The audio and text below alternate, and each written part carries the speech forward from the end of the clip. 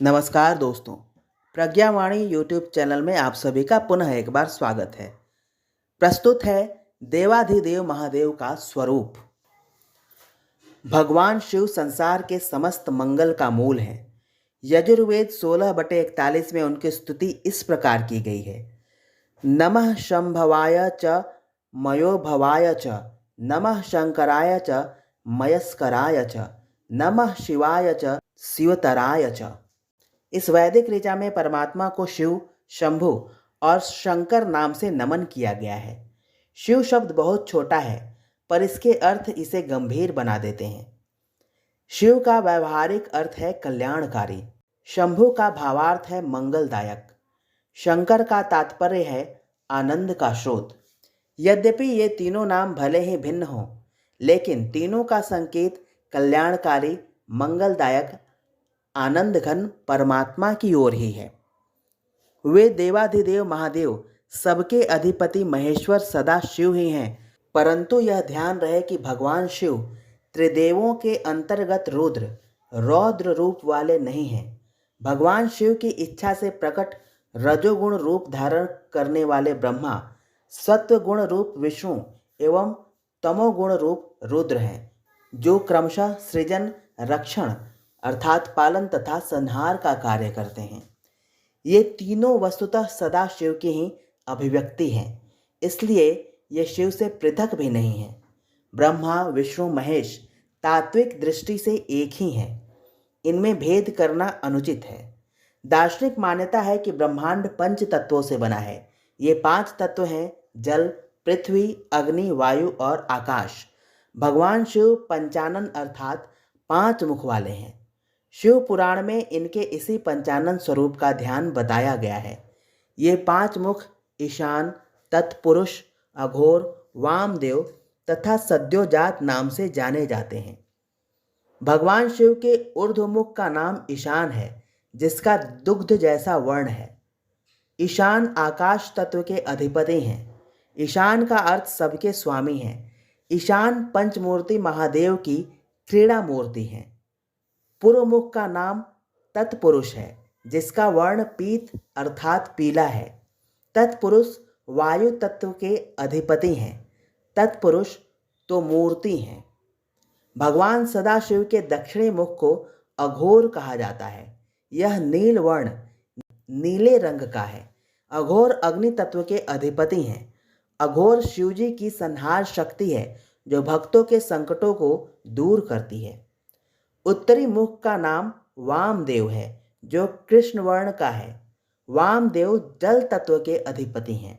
वामदेव विकारों का नाश करने वाले हैं, अतएव इनके आश्रय में जाने पर पंच विकार काम, क्रोध, मद, लोभ और मोह नष्ट हो जाते हैं। भगवान शंकर के पश्चिमी मुख को सद्योजात कहा जाता है, जो श्वेत वर्ण का है। सद्योजात पृथ्वी तत्व के अधिपति हैं और बालक के समान परम स्वच्छ, शुद्ध और निर्विकार हैं।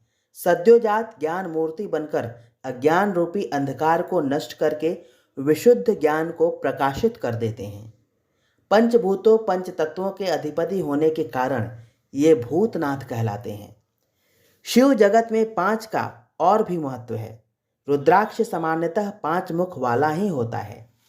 शिव परिवार में भी 5 सदस्य हैं: शिव, पार्वती, गणेश, कार्तिकेय और नंदी। शिव जी की उपासना पंचाक्षर मंत्र नमः शिवाय द्वारा की जाती है। शिव काल अर्थात समय के प्रवर्तक और नियंत्रक होने के कारण महाकाल भी कहलाते हैं। काल की गणना पंचांग द्वारा होती है। काल के 5 अंग तिथि, वार, नक्षत्र, योग और क्षण शिव के ही अवयव हैं। शिव जी करुणा सिंधु भक्त वत्सल होने के कारण भक्त की भावना के वशीभूत होकर उसकी मनोकामना पूर्ण कर देते हैं। पर यह स्मरण रहे कि देवो भूत्वा जयेत देवम अर्थात अपने इष्ट देव की अर्चना करने के लिए पहले अपने आप को उनके अनुरूप बनाओ। इसलिए शिवो भूत्वा शिवम यजेत को अपने आचरण में ढाल लें। शिवार्चन तभी सफल होगा जब भक्त शिव के समान ही त्यागी, परोपकारी, संयमी, साधनाशील और सहिष्णु होगा। श्रुतियों में कहा गया है कि शिव ही समस्त प्राणियों के अंतिम विश्राम के स्थान हैं। वेदों, पुराणों और उपनिषदों में शिव को ही सच्चिदानंदघन परब्रह्म कहा गया है। यही कारण है कि निर्गुण निराकार शिवलिंग रूप तथा सगुण साकार मूर्ति रूप दोनों तरह से शिव जी का पूजन होता है। त्रिपुर का अर्थ है लोभ, मोह और अहंकार। मनुष्य के भीतर इन तीन विकारों का वध करने वाले त्रिपुरारी शिव की शक्ति का मनुष्य के भीतर इन तीन विकारों का वध करने वाले त्रिपुरारी शिव शक्ति का पुराणों में प्रतीकात्मक वर्णन अभिभूत करने वाला है। जटाजूट में सुशोभित चंद्रमा, सिर से बहती गंगा की धार, हाथ में डमरू, नीला कंठ और 3 नेत्रों वाला दिव्य रूप किसके हृदय को आकर्षित न कर लेगा। भगवान शंकर का तीसरा नेत्र ज्ञान चक्षु है। यह विवेकशीलता का प्रतीक। इस ज्ञान चक्षु की पलकें खुलते ही काम जलकर भस्म हो जाता है। यह विवेक अपना ऋषित्व स्थिर रखते हुए दुष्टता को उन्मुक्त रूप से नहीं विचरने देता है, अंततः उसका मान मर्दन करके ही रहता है। वस्तुतः यह तृतीय नेत्र सृष्टा ने प्रत्येक व्यक्ति को दिया है। यदि यह तीसरा नेत्र खुल जाए तो सामान्य बीज रूपी मनुष्य की संभावनाएं वट वृक्ष का आकार ले सकती हैं। शिव सा शायद कोई संपन्न हो, पर वे संपन्नता के किसी भी साधन का अपने लिए प्रयोग नहीं करते हैं। हलाहल विष को गले में रोकने से वे नीलकंठ हो गए हैं, अर्थात विश्व कल्याण के लिए विपरीत परिस्थितियों को तो स्वीकार किया, पर व्यक्तित्व पर उसका प्रभाव नहीं पड़ने दिया। भगवान शिव को पशुपति कहा गया है। पशुत्व की परिधि में आने वाली दुर्भावनाओं और दुष्प्रवृत्तियों का नियंत्रण करना पशुपति का काम है। नर पशु के रूप में रह रहा जीव जब कल्याणकर्ता शिव की शरण में आ जाता है तो सहज ही उसकी पशुता का निराकरण हो जाता है। शिव परिवार में मूषक का शत्रु सर्प, सर्प का शत्रु मयूर और मयूर एवं बैल का शत्रु सिंह शामिल हैं। इसके बावजूद परिवार में सामंजस्य बना रहता है। शिव परिवार विपरीत परिस्थितियों में सामंजस्य बनाए रखने का अनुपम संदेश भी देता है। वृष का शाब्दिक अर्थ धर्म, जिसे हम धारण करते हैं, अर्थात हमारे कर्तव्य भी हैं।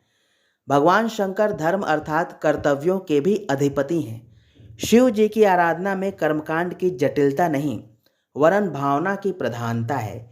वे अति शीघ्र प्रसन्न हो जाते हैं, इसी कारण वे आशुतोष कहलाते हैं। जिस प्रकार हलाहल विष को पीकर उन्होंने देवताओं को संकट से बचाया और नीलकंठ बन गए, उसी तरह उनके भक्तों को भी उनका अनुसरण करते हुए अपने कर्तव्यों का पालन करना चाहिए। शिव तत्व को जीवन में उतार लेना ही शिवत्व प्राप्त करना है और यही शिव होना है। हमारा लक्ष्य भी यही होना चाहिए। धन्यवाद।